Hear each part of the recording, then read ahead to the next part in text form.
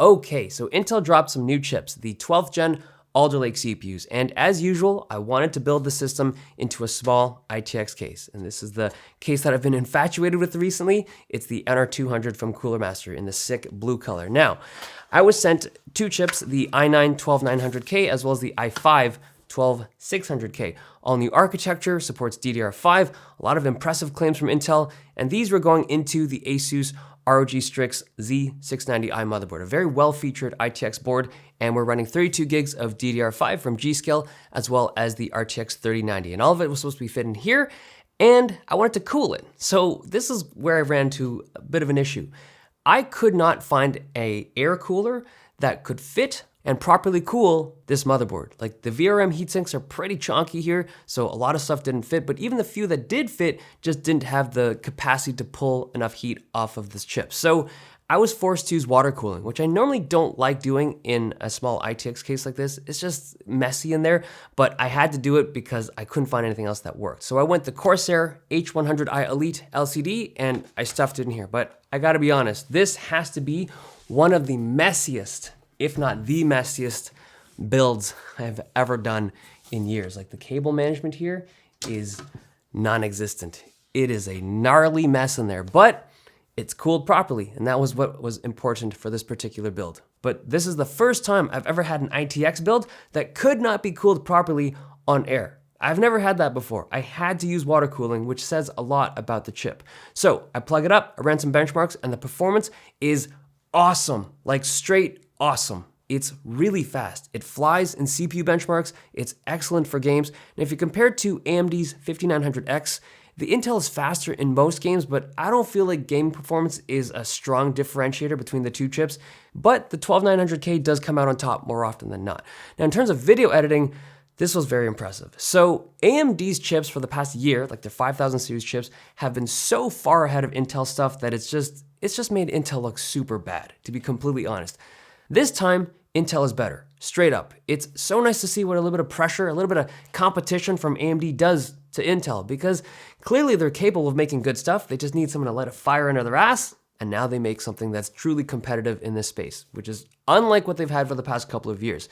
Now, the performance overall is great, but there is a bit of a catch here. In order to get that kind of performance, you need to feed it a ton of power. And you also have to enable like a turbo mode equivalent, but if you do, and you feed it the wattage, it will make great use of it and give you some good numbers, right? And for enthusiasts like you and I, like, sure, this is great. We have full control over how we build our systems. If stuff doesn't, have the thermal capability to remove the heat, we can make adjustments. It's good because we're sweaty desktop nerds, and it's good, right?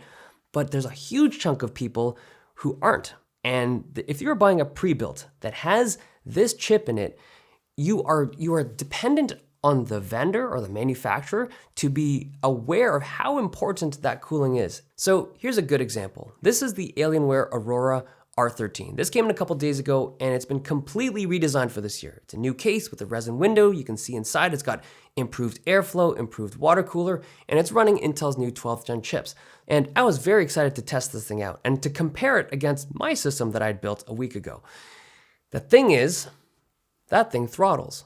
And it shouldn't, right? That has been redesigned for this year. It's got a significantly improved airflow. It would not have throttled on last year's 11th gen chips, but because these chips are so power hungry, it throttles on that system. It doesn't in here because I adapted to it, right? But Alienware couldn't. They had to design that case way before they could have known how hot those new chips would get.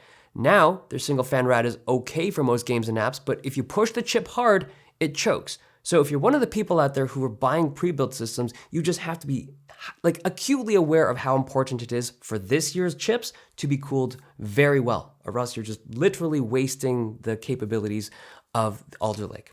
You can overclock these chips quite extensively, but because I have a smaller case and I'm already at the cusp of the kind of thermal solution that I'm comfortable with, I wouldn't do it on my particular system. But overall, I'm very impressed with what Intel has done. They have something that's truly competitive. Like if you wanted them to blow AMD out of the water, I don't think they did. And if you wanted Intel to rot and die this time around, for whatever reason, they didn't do that either. They're competitive, and it's really nice to see, like as a consumer, like this is what you want, right? You want to see competition between the two major players, and it's what we have. But what I'm personally most interested in is how do they implement this in laptops, right? Because with mobile chips, you can't just pour wattage into it and just make it run faster, right? On desktops, you have a lot of cooling solutions. You have ways you can manipulate wattage so that it, so you can get good performance with that wattage. But on laptops, you can't do that. I want to see what they do because it's going to come out in a few months, couple months actually. Let's see what they got. Okay, there you have it, Alder Lake. It's impressive. I like what they're doing. Okay, hope you guys enjoyed this video. Thumbs if you liked it, subs if you loved it. I'll see you guys next time.